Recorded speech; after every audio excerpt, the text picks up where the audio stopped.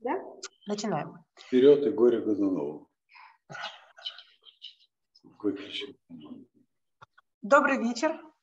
Добрый вечер, дорогие друзья. Bonsoir, chers amis, et good evening, dear friends.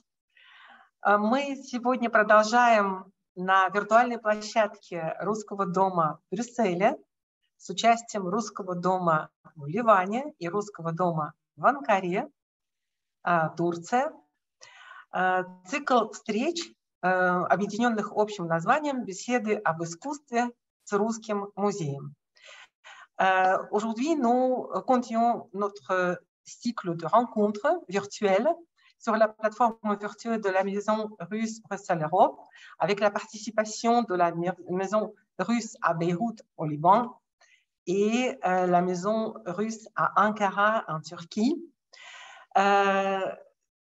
Ce cycle de Art Talks avec le musée russe à Saint-Pétersbourg et nous vous souhaitons la bienvenue.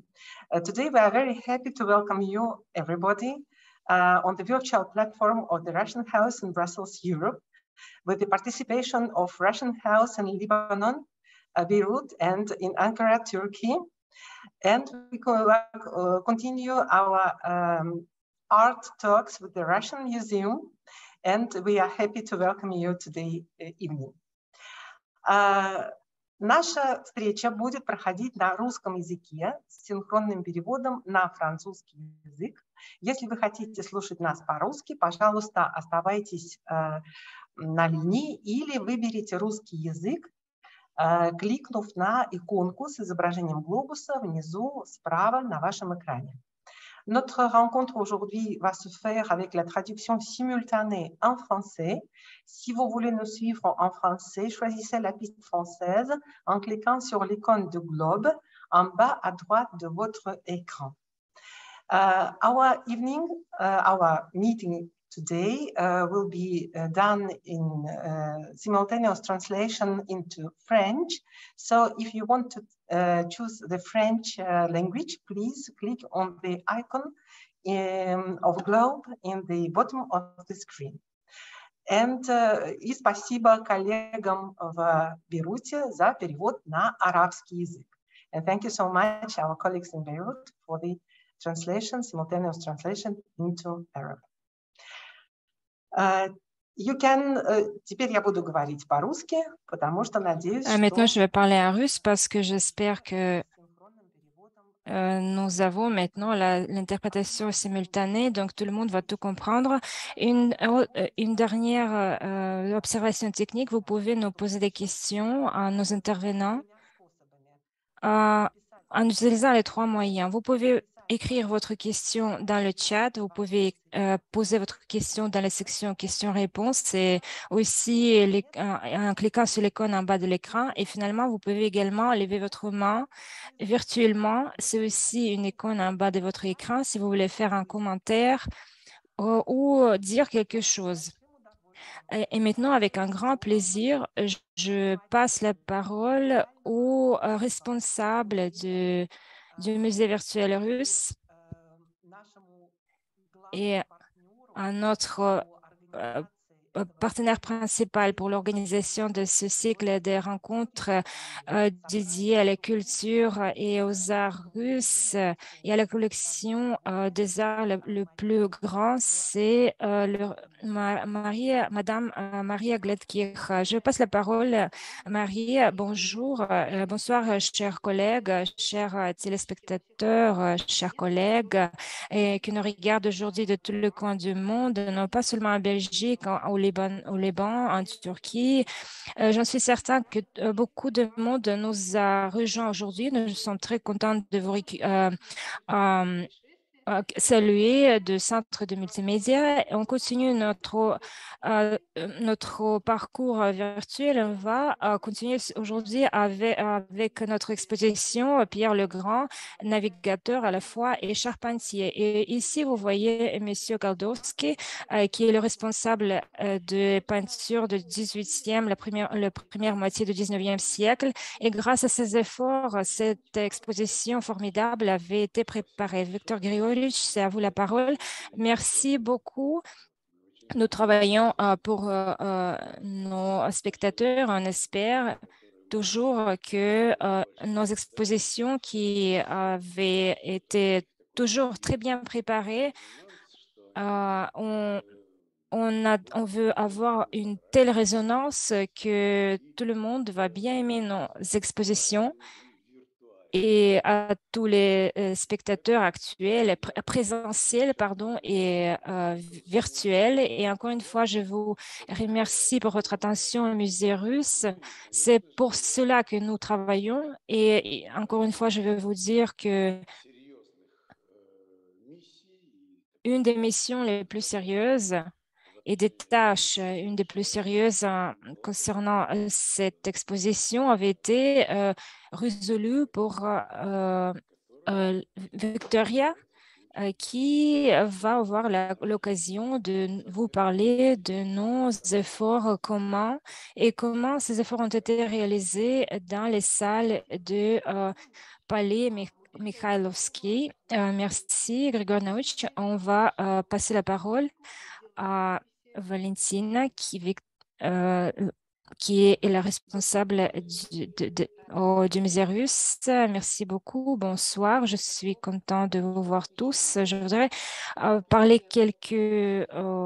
vous dire quelques remarques concernant cette exposition d'aujourd'hui. À la différence de l'exposition qui avait été créée pendant le vivant de Pierre le Grand, notre but était de refléter la vie et les œuvres de Pierre chez les peintres de notre génération. Et nous avons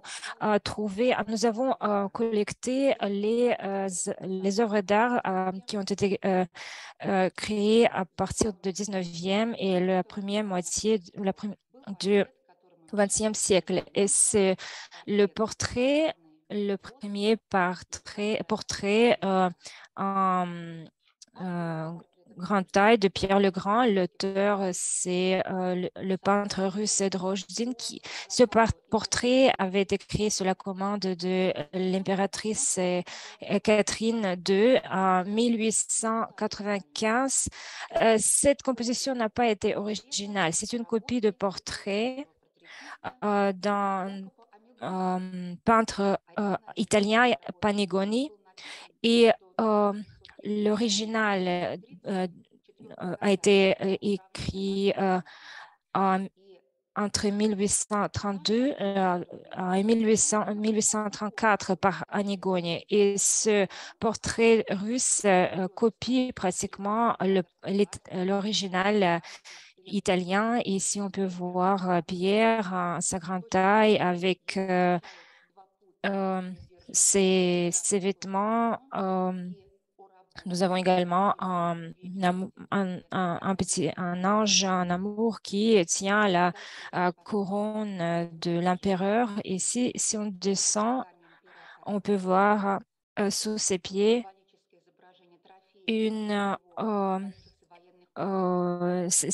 ces trophées qui ont été peints d'une façon symbolique. Ce sont les tambours de guerre, les canons de guerre. Et nous pouvons également voir la flotte au fond de cette toile. Nous pouvons voir également le code militaire qui avait été adopté par l'empereur Pierre, et tous ces attributs montrent les accomplissements de Pierre le Grand. Également, le peintre italien Panigoni avait également montré tous ces trophées.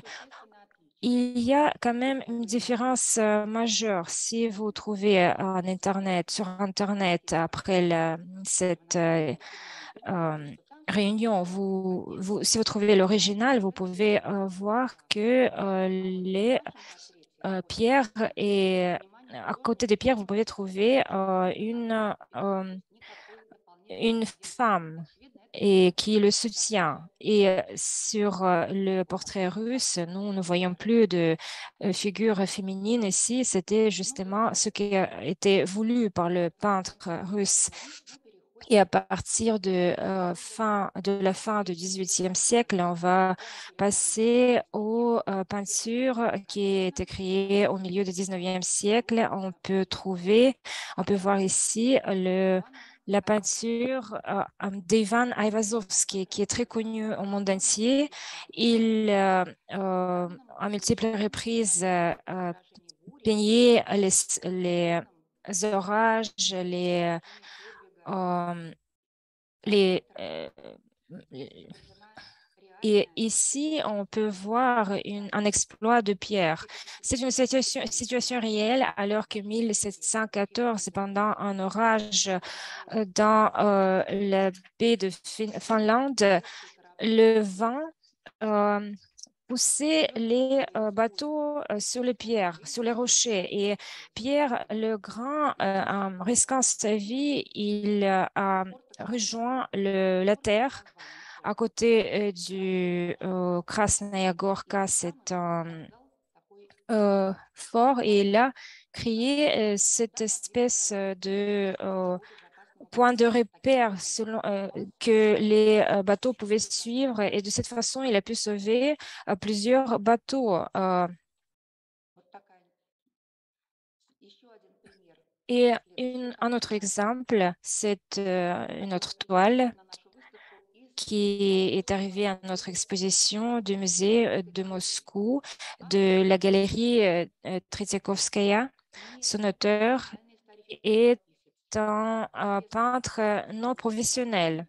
C'est un peintre, Alexei Vénitianov, qui s'est fait connaître en peignant la vie quotidienne des paysans. Mais il voulait également participer à un concours qui avait été annoncé en 1936 par un mécénat très connu, Anatoly Demidov. L'objectif du concours était le suivant: peindre Pierre le Grand pendant le moment quand il réfléchit une idée importante, et qui a amené ensuite, grâce à cette idée, qu'il a pu amener son patrie à la puissance et à la gloire. Et Vénitianov a dépeint Pierre devant un grand rocher en forme une forme spécifique.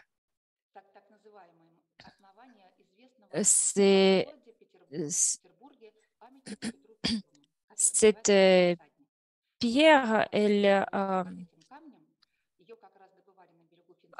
avait été, en fait, pour le chevalier en bronze, c'est la statue de Pierre avait été amenée justement a priori de cet endroit-là. Autour, on peut trouver ces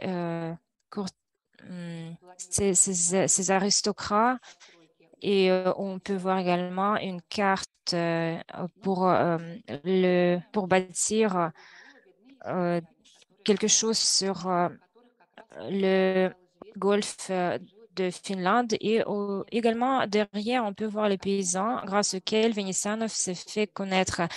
Nous avons reçu cette peinture de la galerie Tretiakovskaya parce que il y a quelques années, une restauration très intéressante a eu lieu. Et pendant cette restauration, l'idée initiale avait été découverte. C'est le portrait de Pierre. Et si on tourne vers la gauche, on peut voir une toile d'Afanassiev qui a travaillé à la fin du 19e, début 20e siècle. C'est un langage artistique qui avait été utilisé, soi-disant, qui démontre l'exploitation de pierre, mais nous n'avons pas de preuves documentaires. C'est une histoire qui décrit les derniers jours de Pierre le Grand. Selon la légende, Pierre a pris un yacht pour naviguer le golfe de Finlande pour voir une usine d'armurerie. Et pas très loin de cet endroit, pendant un orage, elle a vu un bateau qui était en train de couler avec des soldats et des marins. Et il avait participé personnellement pour les sauver. Et pendant qu'il essayait de les sauver, il a attrapé un rhume dans l'eau froide, ce qui l'a mené par la suite à sa mort. Et ce sujet, quand Pierre, en risquant sa propre vie, sauvait d'autres personnes, est devenu un moment symbolique et très répandu. Et beaucoup de peintres pendant les périodes différentes utilisaient ce sujet. Et si vous allez bien regarder, consulter la présentation, nous avons eu une gravure sur le même sujet, la gravure faite par Razumihin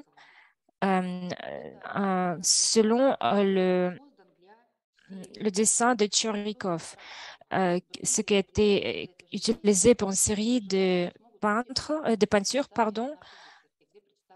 D'autres peintures sur ce sujet, on peut le trouver dans une autre salle. Avant qu'on passe dans la salle suivante, portons notre attention à cette tête monumentale, cette sculpture de la tête de Pierre le Grand. C'est l'œuvre d'un sculpteur français, Marie-Anne Callot, qui a réalisé cette tête pour aider son professeur, Étienne Cuelcanet, qui travaillait justement sur le monument qui a par la suite été connu sous le nom de Chevalier de Bronze, qui avait été réalisé sur la commande de Catherine II. Ici, nous voyons également Pierre. En fait, le Chevalier de Bronze, c'est un vainqueur, mais Falconet ne pouvait pas créer le portrait de Pierre.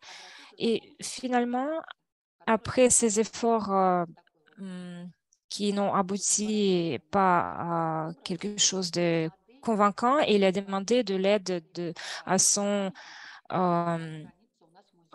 élève. Et c'est elle qui a réalisé cette tête qui ensuite avait été exposée pendant notre exposition dans nos salles. Maintenant, on peut passer à notre salle suivante, dans notre salle suivante qui est dédiée aux actions de Pierre le Grand à partir de sa jeune enfance et jusqu'à son âge mûr. On va commencer dans l'ordre biographique à partir de sa jeunesse. Ici, on peut voir la peinture de Karl Stebin. C'est un peintre qui est dédié à un épisode de l'enfance de Pierre. On peut voir pendant les archers, pendant leurs manifestations, sont entrés dans le palais et ils menaçaient les deux tsaréviches. Et on peut voir la mère de Pierre le Grand, Natalia Kirillovna, qui protège son fils et elle montre avec le doigt sur l'icône en soulignant que ce n'est pas seulement un garçon, n'est pas seulement un tsarevitch, mais il est sous la protection divine. Donc, Stebin dépeint les personnages de ce tableau à l'intérieur de l'une des cathédrales du Kremlin de Moscou. Bien sûr, personne ne sait comment cette scène s'est déroulée, mais en tout cas, le fond n'a pas été choisi par hasard. Ce sont des véritables intérieurs, des décorations intérieures de l'une des cathédrales moscovites. Donc, nous allons voir un autre tableau par Stebin dans une autre salle. Elle a donc dédié à l'histoire russe plusieurs de ses œuvres. Et maintenant, je vous propose d'examiner une autre toile sur un sujet un peu similaire par Vassili Demidov, ça date du milieu du 19e. Natalia Krylovna, la tsarine, la mère de Pierre le Grand, avec le petit tsarevitch, qui les deux se tiennent sur la porche.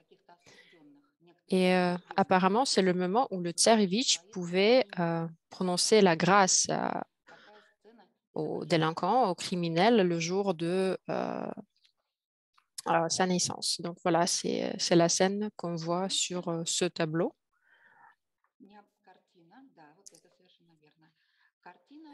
Au-dessus, le tableau qui appartient à Ivan Karmanov. Nous ne connaissons son nom que de par la signature, et c'est aussi cette inscription qui, en fait, nous permet de déchiffrer le sujet.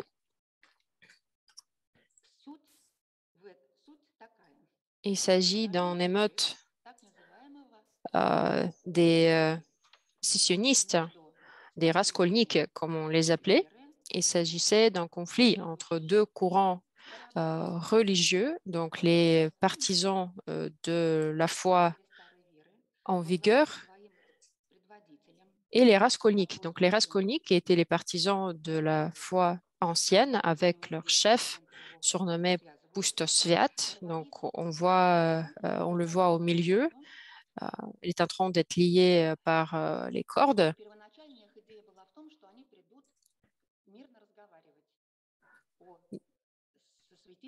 Donc, au début, les raskolniks voulaient tout simplement avoir une discussion civile. Ils voulaient juste discuter de la religion, de la foi, mais en fait, ils se sont avérés être assez agressifs parce qu'ils ont amené des pierres avec eux. À ce moment-là, les jeunes tsarevitch étaient très, très petits, ils n'avaient que 10 ans.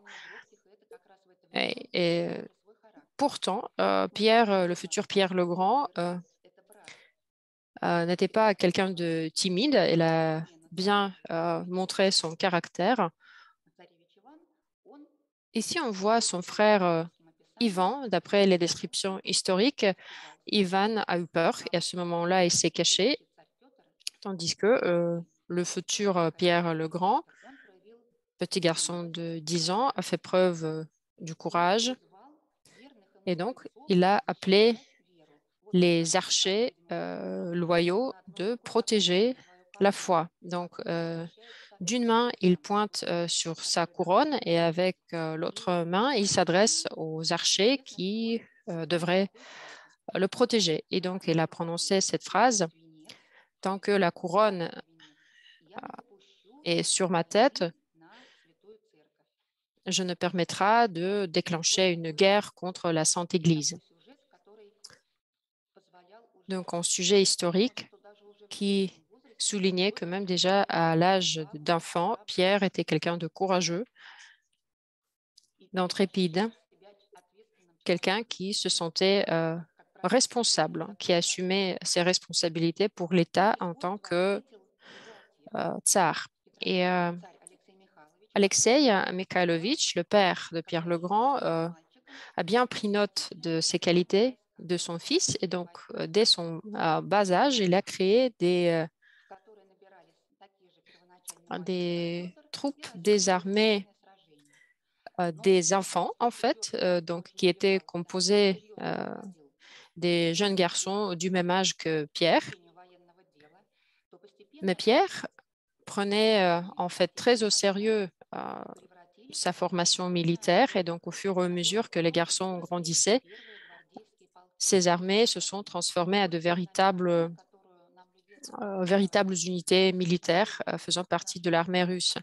Donc, ce tableau a été fourni par le musée de l'artillerie et qui représente justement des entraînements, des manœuvres de ces manœuvres. Il s'agit des premières grandes manœuvres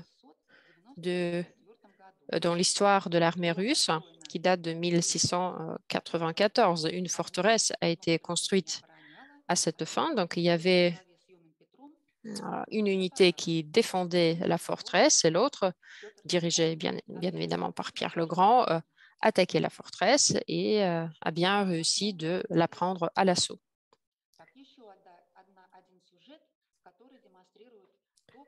Un autre sujet qui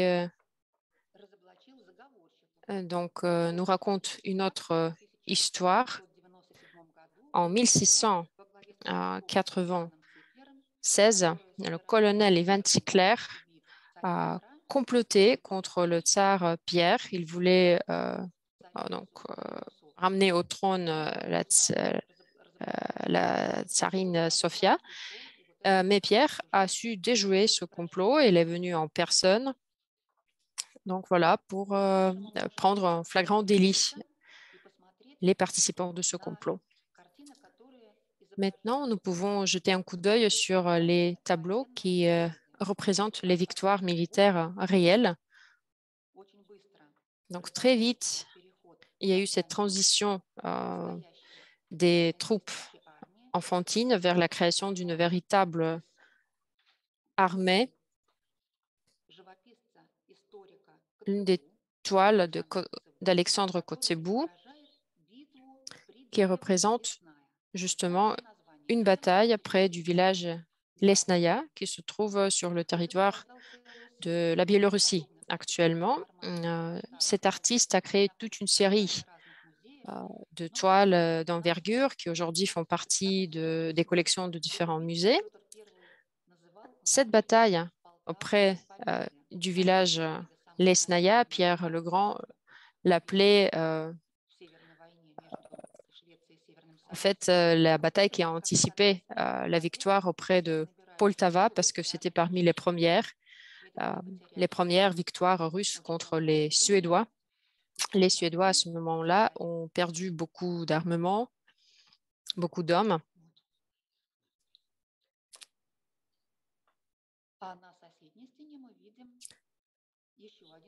Sur le mur voisin, un autre épisode de la Grande Guerre du Nord, la prise de Narva. Nicolas Zahervé est l'artiste de ce tableau.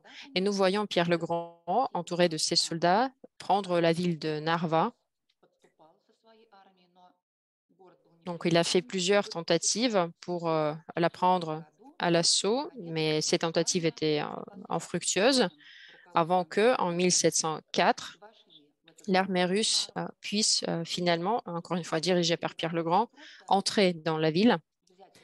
Et l'artiste nous montre pas seulement la prise de la ville, mais aussi le moment où Pierre le Grand retient ses soldats des pillages. Donc, c'était un moment moraliste, si vous voulez, très important.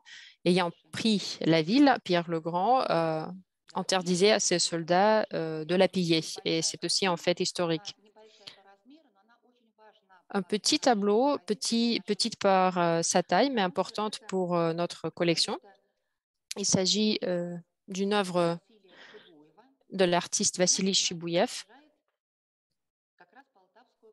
et qui représente justement la victoire dans la bataille de Poltava, qui a été la bataille finale décisive dans la guerre du Nord. Et c'est une petite esquisse. Le tableau lui-même a été beaucoup plus grand. Il a été commandé par l'empereur Nicolas Ier pour la salle d'apparat du château des ingénieurs, où notre exposition a eu lieu. En fait, on ne connaît pas l'emplacement actuel du tableau, donc nous n'avons que cette esquisse. Et voilà, une jolie pièce d'art, horloge, sur le sujet des victoires militaires de Pierre le Grand. Donc Pierre se tient debout sur une partie d'un bastion avec les bas-reliefs représentant ses victoires. Sur le premier bas-relief, nous voyons également la victoire de Poltava avec Pierre le Grand qui est à cheval et l'inscription qui dit la baie de Finlande, au bord justement de laquelle ces batailles ont été livrées et au bord de laquelle Pierre le Grand a décidé de bâtir la ville de Saint-Pétersbourg. D'accord, nous passons plus loin. Oui, nous pouvons peut-être jeter un coup d'œil rapidement sur quelques tableaux parce que je pense que vous avez vu des vidéos sur ces tableaux. Alexandre Klebowski, qui a représenté l'Assemblée présidée par Pierre Legrand. Et nous voyons que l'un des participants à cette assemblée, qui a apparemment commis une infraction la plus commune à l'époque, elle n'a pas rasé sa barbe, on lui donc donne à boire la grande coupe avec un aigle bicéphale, le symbole du pouvoir impérial, la coupe remplie de vin, et donc le coupable devait boire la coupe cul sec. Bon, les infractions pouvaient être différentes, mais probablement la barbe, comme j'avais dit, a été parmi les plus courantes. Et un autre tableau qui vous est familier, je pense, Vassili Kouchoumov nous montre la statue de Vénus. Le statut arrive à Saint-Pétersbourg en 1721 comme un cadeau du pape Clément XI, et elle a été donc installée. Elle est accessible au public. Les intérieurs de ce tableau ne correspondent pas tout à fait au palais d'été où historiquement cet événement s'est déroulé. Il s'agit plutôt des intérieurs du palais Montplaisir à Saint-Pétersbourg, que Pierre aimait aussi, et donc que plusieurs peintres choisissaient comme décor, comme en intérieur pour leur tableau. Donc maintenant, je vous propose de passer dans la salle voisine et de passer quelques moments à contempler ce relief qui a été spécialement restauré pour cette exposition. Il décorait les portes en bronze de la cathédrale Saint-Isaac qui a été en pleine construction à ce moment-là. Donc, les sujets sont encore bien évidemment liés avec la vie de Pierre le Grand et aussi avec la vie d'Alexandre Nevsky. Là, dans le cas échéant, après la fin de la guerre du Nord, pour confirmer définitivement le nouveau statut de la nouvelle capitale, Pierre le Grand, Saint-Pétersbourg, Pierre le Grand décide de transporter les reliques d'Alexandre Nevsky de Vladimir à Saint-Pétersbourg. Cela a été fait en 1724. Les personnages sont authentiques. Donc, c'était des gens qui ont accompagné Pierre le Grand, Alexandre Menchikov, Fedor Apraxine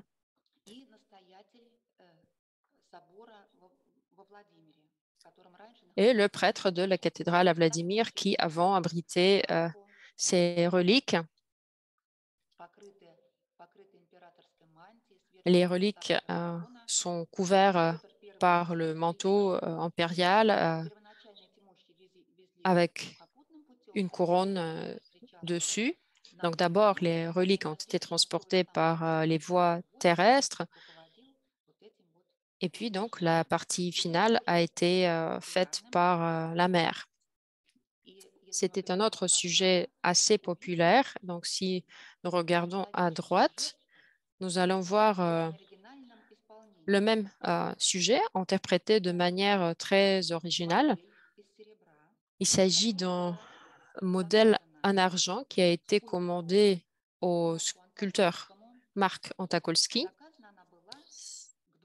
Il a été commandé pour les 200 ans de la flotte russe. Le commanditaire a été le grand comte Vladimir Alexandrovitch. Donc, cette composition a été présentée à l'exposition universelle de 1900 à Paris. Et donc, cet objet représente aussi le même sujet, le transport des reliques, mais de manière allégorique. Parmi les personnages, nous voyons que la figure de Pierre le Grand, comme le personnage principal, l'initiateur.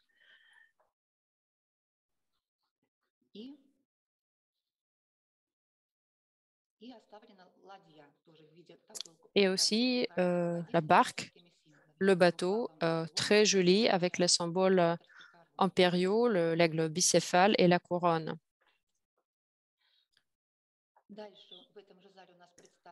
Ensuite, un peu plus loin, dans la même salle, nous voyons deux œuvres graphiques qui illustrent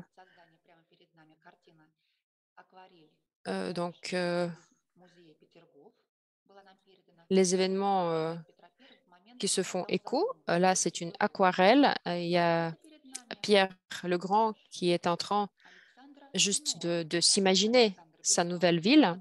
Et la deuxième œuvre par Benoît, nous voyons Pierre le Grand qui se promène à travers la ville déjà construite.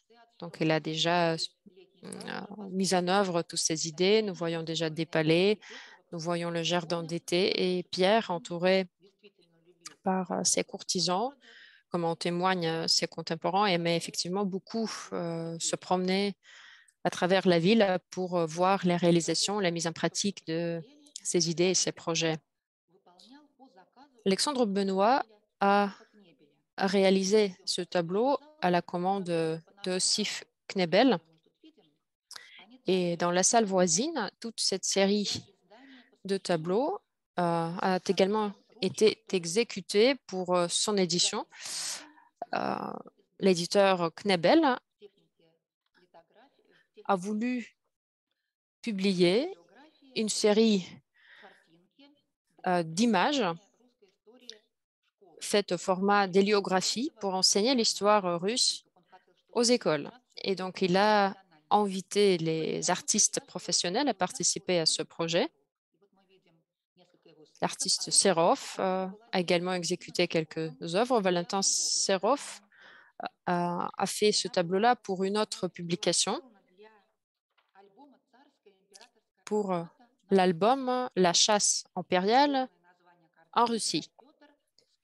Le tableau s'appelle Le Tsar Pierre avec le comte Ramadanovski, Zotov, Ramadanovski, à côté du village Kolomenskoye. Au début du XXe siècle, les artistes représentaient des images plus émotionnelles.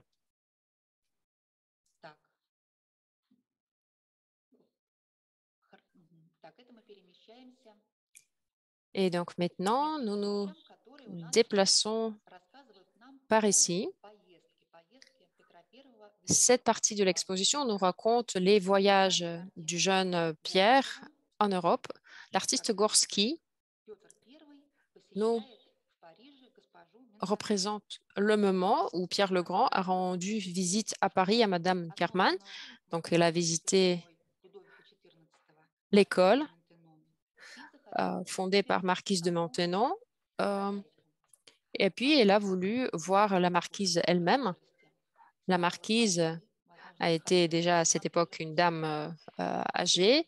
Il s'est dit malade. Probablement, elle ne voulait pas se montrer au jeune tsar. Mais Pierre est tout simplement entré dans la salle, l'a regardé, n'a rien dit et avec toute la délicatesse, il est tout simplement parti. Si nous regardons à gauche, il y a un autre tableau qui vient d'une collection privée.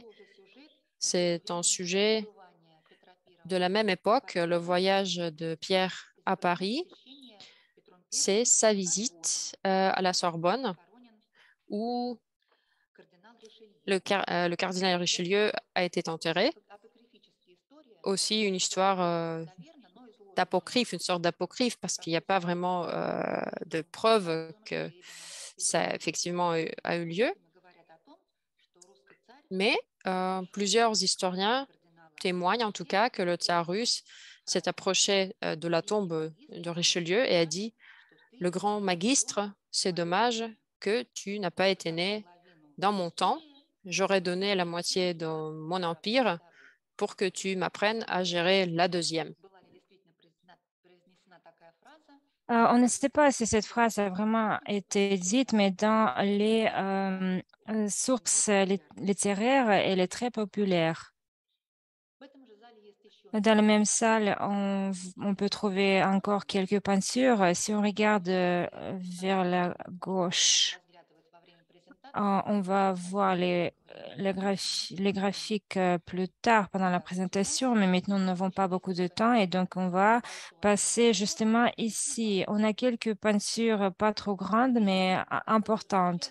Deux d'entre elles nous on montre le concours qui avait été organisé par Demidov, pour lequel Vinitsyanov, le peintre, a travaillé. Mais ici, devant nous, on peut voir une toile qui avait été faite par Alexandre Ivanov, qui est très connu, un peintre très connu. Il a représenté Pierre qui euh, pense à la création de ville de Saint-Pétersbourg, mais il dort. Donc, ce sont des rêves encore. Et on peut voir encore dans les nuages les vues de notre ville, les bâtiments de notre ville. On peut même trouver l'Académie des arts dans ces nuages. On ne sait pas quels autres travaux ont été réalisés, mais une autre peinture a été peinte par Grigory Tchernetsov qui a représenté Pierre dans un atelier. Ce sont l'intérieur d'une vraie ville authentique et qui reste intact resté intact jusqu'à nos jours. Nous avons plusieurs représentations de cette petite maison et également Tchernitsov l'a utilisé pour sa peinture. Ce concours n'a pas été abouti et pour cette raison, les peintures n'ont pas été achevées.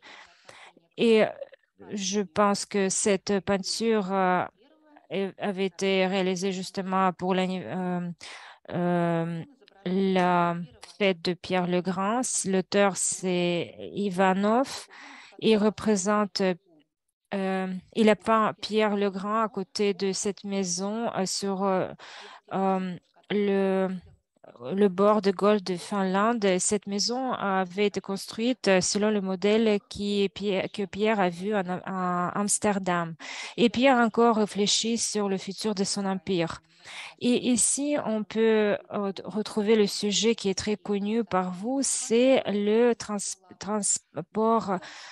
transportation des reliques d'Alexandre Nevsky et le peintre c'est Bassin. C'est une esquisse d'une peinture qui avait été conçue dans dans la même église dans laquelle Vitali a travaillé. Et Piotr Bassin a justement préparé les peintures pour cette église. Cette peinture, on va également voir, cette peinture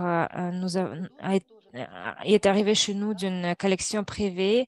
Le peintre est bien connu par nous, c'est Chebet, qui, dans ce cas, a utilisé le sujet de sauvetage par Pierre le Grand des personnes. Et c'est le dernier exploit de Pierre pendant ces derniers jours de sa vie. Et cette peinture, Carl Steben a écrit lorsqu'il était à Paris, et cette peinture a été achetée par Napoléon.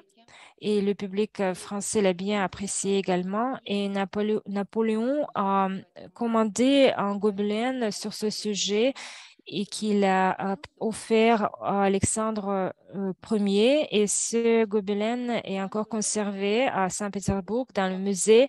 Et le sujet est devenu aussi populaire qu'il a été copié par d'autres peintres. Et il utilisait ce sujet, les peintres, dans d'autres genres également. Pour l'instant, on doit avoir encore quelques peintures liées à la célébration de l'anniversaire de 200e anniversaire de Pierre le Grand.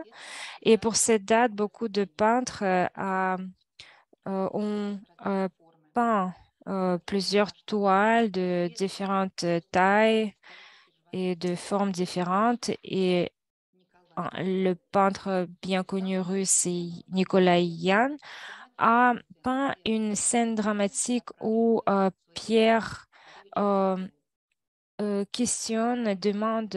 questions à son fils qui avait comploté contre son père. Et ici, le moment est dépicté où Pierre et où Tsarevitch est revenu de l'Europe et finalement, Alexei a été a trouvé la mort. Il était exécuté. Ce nouveau monument par Nikishin qui voulait commémorer la bataille de l'Esnaya, on peut trouver finalement les petites figurines en bas qui nous montrent l'échelle qui avait été planifiée pour ce monument, mais qui est toujours restée juste sur papier, sur cette toile. Et ici, on peut trouver le monument finalement réalisé dont nous avons parlé aujourd'hui. C'est le chevalier de bronze sur le fond de l'église de Sakiev. Cette peinture a été réalisée quand elle était encore jeune, quand elle est arrivée à Saint-Pétersbourg à la veille de la célébration du 200e anniversaire de Pierre le Grand. Il a représenté le monument le plus connu de Pierre le Grand, qui est connu sous le nom de Chevalier de bronze, et l'église le temple de Sakiev, qui est aussi très connu et très important en Russie. Cette peinture démontre des signes qui sont très importants pour notre culture. Une autre toile est réalisée par Alexei Bogolubov qui représente la fête du 200e anniversaire de Pierre le Grand au bord de Niva. La fête était longue et il y a eu beaucoup d'événements qui étaient inclus. Et si on regarde vers la droite, on peut voir devant le chevalier en bronze, on peut voir le public observe la parade, les festivités, et on peut voir même le peintre. Et derrière lui, il y a son assistant également peintre, c'est Karl Bon, qui aidait à Bogolubov pour peindre les personnages sur cette toile. Et si vous voulez, vous pouvez revenir pour voir cette présentation, pour pour voir tous les détails de cette toile.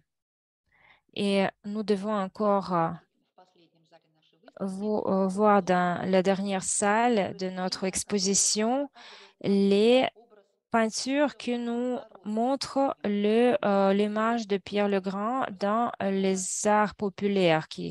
Forcément, l'image de Pierre le Grand était très populaire, surtout dans la gravure, qui est très spécifique. Ces gravures étaient imprimées dans des grands tirages et étaient distribuées chez les personnes très simples. Et même dans les isbas des paysans, on pouvait trouver des représentations de Pierre. Où on peut par exemple trouver ici Pierre sur ce portrait du XVIIIe siècle où on voit Pierre en tant que vainqueur ou le chevalier seul. C'était ces représentations qui étaient très populaires parmi les gens moyens. Et nous pouvons trouver également ce genre d'illustration qui racontait des exploits très importants de Pierre et avec des explications. Par exemple, ici, on peut voir la représentation d'une des victoires maritimes et également une des dernières batailles où l'abordage a été utilisé. Par la suite, dans les batailles seulement, les canons ont été utilisés. Et également, les histoires en images étaient très populaires. Les anecdotes sur le Pierre le Grand étaient très populaires. Par exemple, l'histoire comment un soldat simple a sauvé la vie d'un officier qui passait et il a été découvert que ce n'était pas un officier simple, c'était Pierre le Grand. Cette histoire existait dans des versions très différentes, avec des personnages différents, mais le sens était toujours le même, qu'un soldat sauve un officier et finalement on découvre que cet officier était Pierre le Grand qui le remercie par la suite. Il y a beaucoup de travaux très intéressants et différents. On peut y revenir pour les regarder en détail. Et on va se tourner sur la série de travaux suivants. Nous avons ici des représentations qui s'appellent Lubbock. Ce sont les images personnelles avec des inscriptions, avec des textes de chansons, avec des histoires et très souvent est représenté des victoires réelles. Par exemple, la victoire de Poltava dont on a parlé aujourd'hui. Et dans cette technique de Lubbock, on peut retrouver cette bataille de Poltava. On peut retrouver au centre l'empereur à la tête de son armée. Et il serait très intéressant de voir ce que nous avons ici dans la vitrine. Ce sont les arts populaires qui a trouvé très bien sa place dans notre vitrine parce qu'on peut retrouver ici et reconnaître bien Pierre le Grand qu'on a vu dans la toile de Peter Steben. Et ce sujet, dans les représentations populaires, a été réalisé dans des techniques différentes. Ici, nous voyons un plateau et avec ce genre de sujet historique qui était peint dessus. Ça, c'est le sujet de Steben sur ce plateau.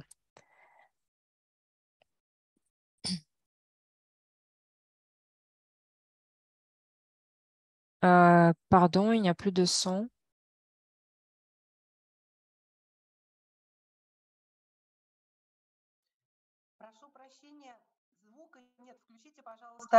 Microphone. Да, все, включила. Le micro a été coupé. Et on va conclure notre exposition dans la même salle. On peut voir la peinture de Gonchet Machevski qui a représenté trois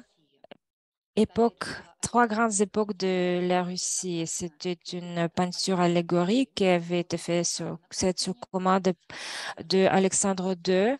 Il est représenté à gauche ici sur cette toile et Alexandre II représente la fin du féodalisme. Et à gauche, on peut le duc Alexandre Vladimirovitch. Et au centre, on peut trouver Pierre qui représente la naissance de la flotte russe et le début d'une nouvelle époque dans l'histoire russe.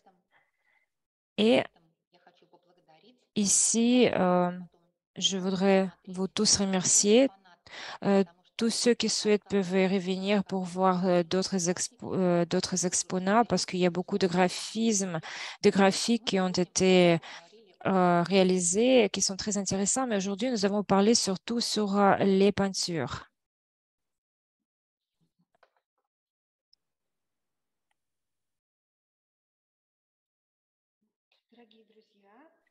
Chers amis, Vera Georgievna,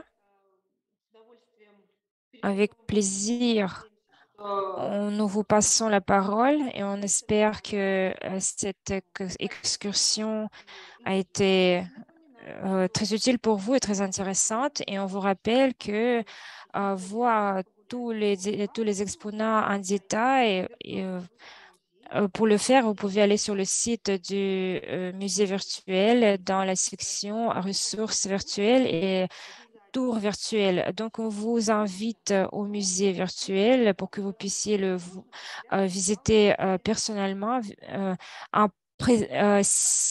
Donc, on vous remercie beaucoup, Maria Yurevna Gladkir, qui est le responsable du musée virtuel russe. Et encore, merci beaucoup, Vlada Valentinovna, pour votre excursion formidable. Nous sommes très intéressés par le musée russe. C'est toujours intéressant pour nous. Et c'est très intéressant de visiter la maison d'été de Pierre dans les salles de votre musée grandiose. Et tous nos spectateurs de l'Iran, d'Ankara, dans d'autres pays, je pense, nous tous, on ressent le regret parce que nous ne sommes pas physiquement dans le musée russe, mais grâce aux nouvelles technologies et grâce à la plateforme virtuelle du musée russe, cette distance peut être compensée un peu. Merci beaucoup, Vlad Valentinova et Maria Yurievna. Et je voudrais clôturer notre rencontre pour en vous expliquant les noms. Pierre le Grand dans la culture des arts russes, et il y a eu quelques mots que peut-être pas tout le monde a bien compris, surtout nos spectateurs étrangers. Je voudrais commenter un peu. C'est une petite citation de notre grand poète russe. C'est ces vers qui a été écrit sous l'impression de la personnalité de Pierre. Il s'appelle Les Danses. Il était jeune qu'elle a écrit, il avait 27 ans. Il n'est pas très grand. Je ne suis pas sûre il a été traduit en français, mais ceux qui étudient la langue russe, s'il vous plaît, trouvez-le.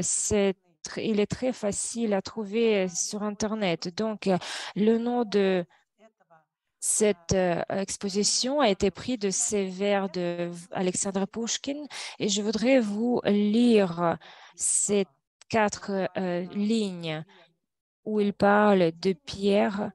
Soit il est académicien, soit il est héros, soit il est navigateur, soit il est charpentier.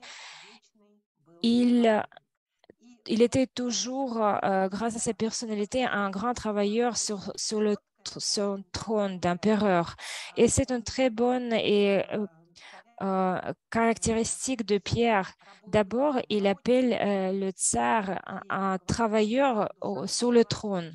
Il disait que son âme était très grande, il était intéressé par tout.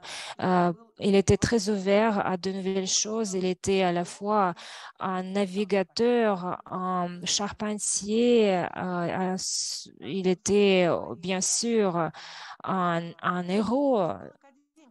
Et il était également un académicien parce qu'il développait les sciences en Russie. Il n'a pas eu le temps de créer l'Académie des sciences parce qu'il est mort très jeune, à 52 ans, mais sa fille, Elisaveta, a créé cette Académie des sciences en russe. Donc, il était à la fois navigateur, académicien, il était charpentier sur le trône. On est d'accord avec Alexander Pouchkine. Merci beaucoup à vous. Merci beaucoup au musée russe. Je vous souhaite tout le meilleur et merci à tous ceux qui ont participé avec nous dans ces discussions sur les arts avec le musée russe.